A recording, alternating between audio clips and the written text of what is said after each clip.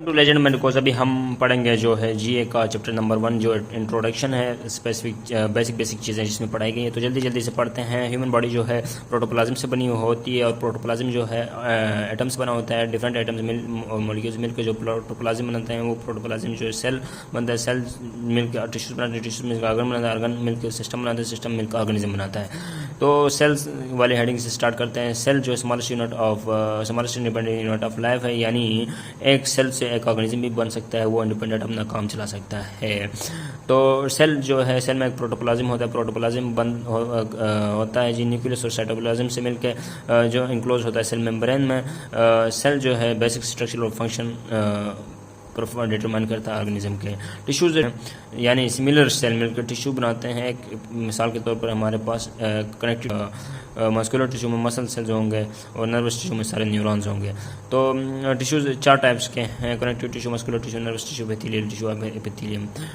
Connective tissue हमारे पास support structure वगैरह provide करते हैं। एपिथेलियल टिश्यू लाइनिंग्स में होते हैं। मस्कुलर टिश्यू हमारे मसल बनाते हैं। नर्वस टिश्यू हमारे न्यूरॉन्स से मिलकर बने होते हैं। ठीक है। ऑर्गन्स हमारे पास डिफरेंट टिश्यूज मिलकर ऑर्गन बनाते हैं। ऑर्गन जो दो या दो से ज़्यादा टिश्यूज मिलकर परफॉर्म जो वर्क करते हैं उसको ऑर्गन कहते हैं। जैसे हमारे पास स्टोमक, लिवर, किडनी, ये ऑर्गन्स हैं। सिस्टम हमारे पास डिफरेंट जो है ऑर्गन्स मिलकर एक सिस्टम बनाते हैं। जैसे डाइजेस्टिव सिस्टम है, ये सारे जो है डाइजेशन में वर्क परफॉर्म करते हैं, तो इसको हम सिस्टम कहेंगे। जैसे इसमें स्मॉल पैंक्रियाज, स्टोमक वगैरह डिफरेंट सिस्टम, फर्क इनका सिर्फ डाइजेशन का है। एग्जाम्पल ये दी गई है। ये तमाम चीज़ें मिलकर कोऑर्डिनेट करके एक ऑर्गेनिज्म बनाते हैं। अभी हम पढ़ेंगे एनाटॉमी। एनाटॉमी क्या है? Study of structure of plants and animals. ये एनाटॉमी की डेफिनेशन है। ह्यूमन एनाटॉमी हमारे पास structure of different parts and organs of human body पूरी होगी। ठीक है। वर्ड एनाटॉमी जो है ग्रीक टर्म से निकला है, जिसका मतलब है अगेन और एक्सेसिव कटिंग ऑफ बॉडी। ये एंशंट्स हमारे आबा अजदाद ने यूज़ किया था ये वर्ड जब वो कटिंग करते थे ह्यूमन या एनिमल्स की बॉडी को। एनाटॉमी के हिस्ट्री को हम देखा तो हमारे पास हिप्पोक्रेट्स जो है, जिसको फादर ऑफ मेडिसिन भी कहा जाता है, उसको as a father of subject of anatomy भी नाम याद किया जाता है। 5th सेंचुरी में हिप्पोक्रेट ने एक जो है स्कूल, मेडिकल स्कूल खोला। वो स्कूल कहाँ पे खोला? आइसलैंड ऑफ कोर्स में खोला। उसको में मेडिकल करिकुलम पढ़ाया जाता था। हिप्पोक्रेट के बाद एक ग्रीक साइंटिस्ट था जिसका नाम था जी हेरोफाइलस जो है साइंटिस्ट था, जो जिसने अलेक्जेंड्रिया में मौजूदा इजिप्ट जो है, इसमें जो है मेडिसिन का काम किया और बहुत ज़्यादा मेडिसिन वास्ट हो गई इसमें। उसने ह्यूमन बॉडी पे, एनाटॉमी पे काम किया और उस पर लोगों को पढ़ाया बाय डाइसेक्शन ऑफ कैडवर्स। जो ह्यूमन बॉडी है, मरी हुई बॉडी, लाशों पे, उस पर काम करके उसने पढ़ाया और सिखाया। उसके इस काम की वजह से उसको फादर ऑफ साइंटिफिक एनाटॉमी भी कहा जाता है। इसके बाद हमारे पास गैलन आया। गैलन जो है एक बहुत ही मशहूर ग्रीक फिजिशियन था, जिसको रोम के एम्पायर ने भी तलब किया था, क्योंकि वो बहुत ही मशहूर था ताकि वो रोम में अपने काम को अंजाम दे सके। गैलन जो है उसकी एक्स्ट्राऑर्डिनरी नॉलेज थी मेडिसिन, सर्जरी और फिलासफी में। वो अपने इस काम की वजह से बहुत ही मशहूर हो गया था रोम में। उसने काम किया था मंकीज़ के ऊपर और एक बुक लिखी थी ट्रीटी ऑफ एनाटॉमी। उसमें गलतियां थी, लेकिन 1300 साल तक वो बुक चलती रही और मेडिकल स्कूल में उसको पढ़ाया जा रहा था 13 साल तक। इसके बाद एक इटालियन पॉलीमैथ फिजिशियन आया, लियोनार्डो डा विंसी जिसका नाम था। उसने एक अहम कंट्रीब्यूशन दी एनाटॉमी में, ह्यूमन की एनाटॉमी में। इस बंदे ने जो है ह्यूमन एनाटॉमी में 240 से ज़्यादा ड्राइंग्स लिखी, जिसमें ह्यूमन बॉडी पर डिफरेंट पार्ट्स के जो है पार्ट्स को निशानदेही किया, डिपिक्ट किया। ही also wrote the anatomy of different parts and structure. ये भी, लेकिन उसके काम को बहुत टाइम तक पहचाना नहीं गया और अनअवेयर रहे तो लोग। इसके बाद एंड्रेस वेजिलेस एक 16 सदी का एनाटॉमिस्ट था, जो ब्रसल से ताल्लुक़ रखता था। मॉडर्न एनाटॉमी का फादर कहा जाता है। उसकी बुक में जो है, जिसका नाम है डी ह्यूमेनाe कॉर्पोरिस फैब्रिका, उस जो 1543 में शाया हो गई थी, उसमें उस बुक के जो है 7 वॉल्यूम थे।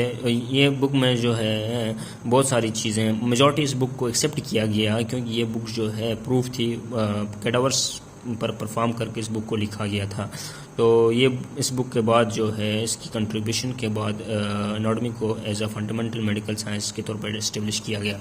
इसके बाद उस टाइम जो है हम नेक्ड आई से देखते थे और जो माइक्रोस्कोप वगैरह चीज़ें नहीं थी, इसलिए जो नेकेड आई से जो आजकल हम ग्रॉस एनाटॉमी पढ़ रहे हैं उसको एनाटॉमी का नाम दिया गया। लेकिन उसके बाद वास्ट में माइक्रोस्कोप चीज़ें वगैरह आई तो एनाटॉमी को सब्जेक्ट डिवाइड किया गया। ग्रॉस एनाटॉमी में जो हम नेकेड आई के जरिए पढ़ते हैं हिस्टोलॉजी, जिसमें माइक्रोस्कोपिक रोल होता है, एम्ब्रियोलॉजी, डेवलपमेंट, न्यूरोएनाटॉमी, ये भी न्यूरॉन की एनाटॉमी होती है वो चीज़ से रिलेटेड है। तो ग्रॉस एनाटॉमी, हिस्टोलॉजी, इस ब्रांच को हम थोड़ा थोड़ा ऊपर व्यू करेंगे, ओवरव्यू इसका। ब्रांचेस को हम देखें तो सबसे पहले हम ग्रॉस एनाटॉमी की ब्रांच को डिस्कस करेंगे। ग्रॉस एनाटॉमी की ब्रांच को मैक्रोस्कोपिक एनाटॉमी भी कहा जाता है। ये उन ऑर्गन और पार्ट्स और स्ट्रक्चर्स के साथ डील करती है जो हमारे नेकेड आई से हम देख सकते हैं, उसको हम इस सब्जेक्ट में पढ़ेंगे। यानी ह्यूमन कैडवर्स की डायसेक्शन में जो जो चीज़ें हमें नज़र आती हैं वो हम ग्रॉस एनाटॉमी में शामिल करेंगे। लेकिन आजकल जो है कैडवर्स की जगह हम plastic human body use, synthetic cadavers भी यूज़ कर सकते हैं। और हमारे पास आजकल सॉफ्टवेयर है और हार्डवेयर ऐसा है जो 3D एनाटॉमी लैब चीज़ें बनाती है जिससे हम बहुत सारा सीख सकते हैं। हिस्टोलॉजी को देखें तो हिस्टोलॉजी को माइक्रोस्कोपिक एनाटॉमी भी कहा जाता है। वो चीज़ें हैं जो हम लाइट माइक्रोस्कोप 17वीं सेंचुरी में हमारे पास इन्वेंट हुआ, आई के बगैर थ्रू यूजिंग लाइट माइक्रोस्कोप हम चीज़ें देखते हैं, वो हम हिस्टोलॉजी में इंक्लूड करते हैं।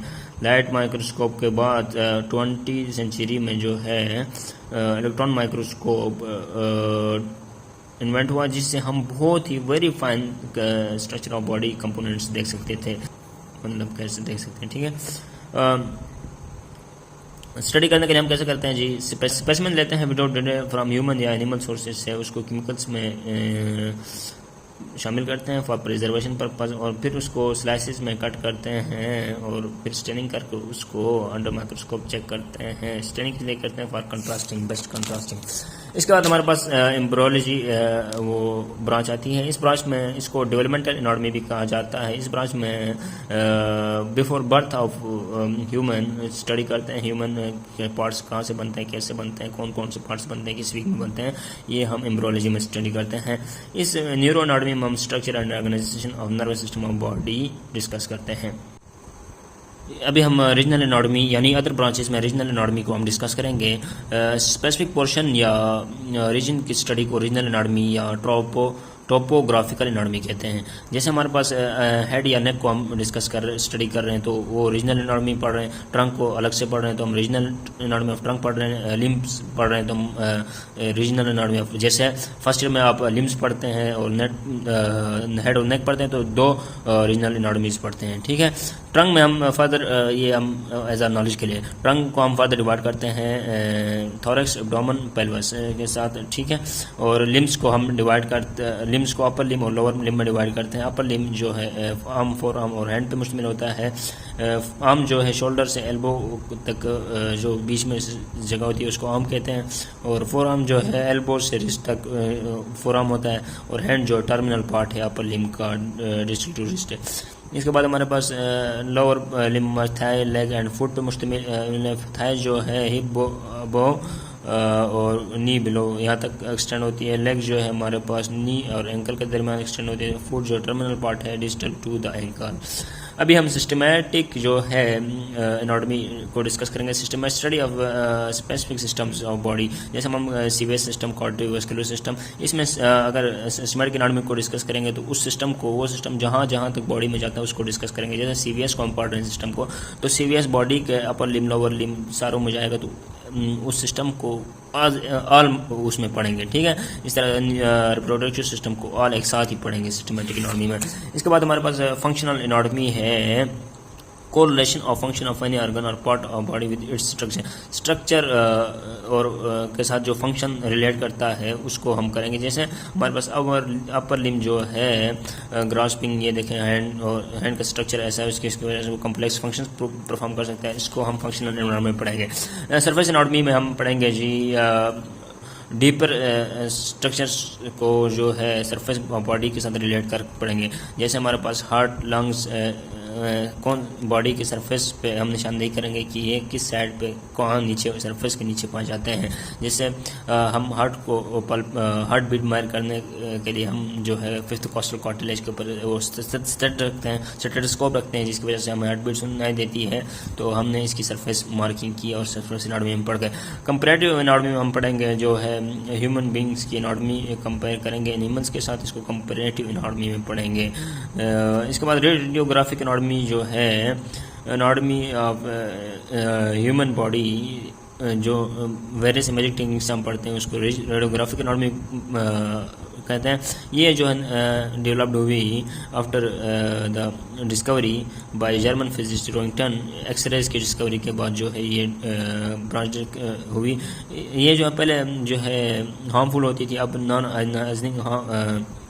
जो है अनहार्मफुल जो है आई हमारे पास, जिसकी वजह से हम डीपर बॉडी स्ट्रक्चर्स को भी हम देख सकते हैं और उनके बारे में इल्म। फिजिकल एनाटॉमी में हमारे पास ऐसे एनाटॉमिकल फैक्ट्स को हम डिस्कस करते हैं या पढ़ते हैं जो सर्जन्स को बहुत इंपॉर्टेंट होती है। जैसे हमारे पास ट्रांसवर्स साइनस ऑफ हार्ट है, उसको हम सर्जिकल पर्पस के लिए बहुत पढ़ते हैं, जो इम्पोर्टेंट है। अप्लाइड एनाटॉमी में जो है डिजीज़ की ट्रीटमेंट और डायग्नोसिस के लिए जो एनाटॉमी हम यूज़ करते हैं उसको अप्लाइड एनाटॉमी कहते हैं। ठीक है, इंपॉर्टेंस हमारे पास इतनी कुछ खास नहीं है। जो अगर आपको एनाटॉमी नहीं पता होगी तो आप उसके इलाज सही तरह नहीं कर सकेंगे। जैसे हमारे पास है, ये देखें, एम्ब्रियोलॉजी में आपके पास नॉलेज नहीं होगा तो आप एबनॉर्मलिटी चाइल्डहुड में नहीं देख सकेंगे। इसके बाद हम उसको सही तरह दवाई नहीं दी जा सकेगी। सर्जन्स को एनाटॉमी जानना बहुत मुश्किल है, अगर उसको एनाटॉमी का नहीं पता तो वो ऑपरेशन नहीं कर सकेगा। ये चीज़ें नॉर्मल इतनी इंपॉर्टेंट नहीं, आप ऊपर से डिस्कस कर लें। इसके बाद एनाटॉमिकल वेरिएशंस वाला हमारे पास टॉपिक रहता है।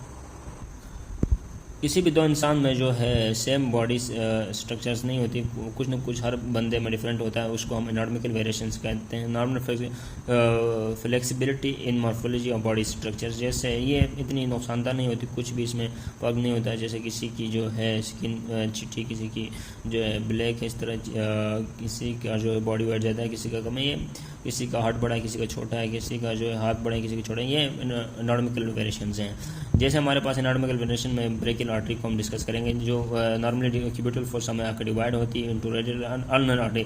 लेकिन जो है कुछ लोगों में क्यूबिटल फोसा से ऊपर मिडल से भी ऊपर जो है डिवाइड होती है into ulnar and radial artery, और मीडियन आर्टरी इनके बीच में सर्वाइव होती है, आगे फॉरवर्ड होती है। ठीक है, अल्नर आर्टरी वैसे तो डीप फ्लेक्सर मसल फोरआर्म को सप्लाई करती है, लेकिन कुछ में सुपरफिशियल फ्लेक्सर मसल्स को सप्लाई करती है। इसी तरह हमारे पास सिस्टिक आर्टरी जो है अराइज करती है राइट हेपेटिक आर्टरी से नॉर्मल, लेकिन कुछ में कॉमन हेपेटिक से वो करती है।